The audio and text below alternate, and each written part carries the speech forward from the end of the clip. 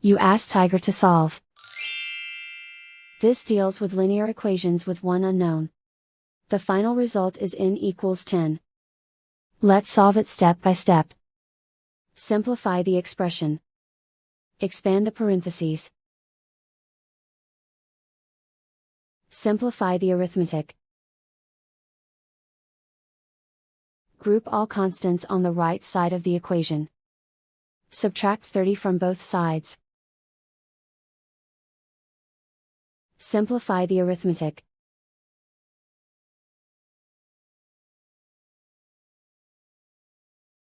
Isolate the n.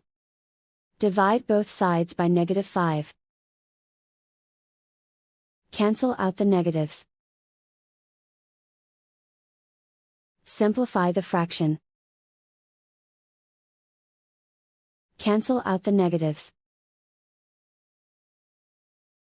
Find the greatest common factor of the numerator and denominator.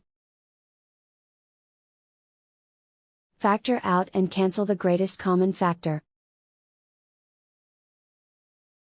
And so the final result is n equals 10.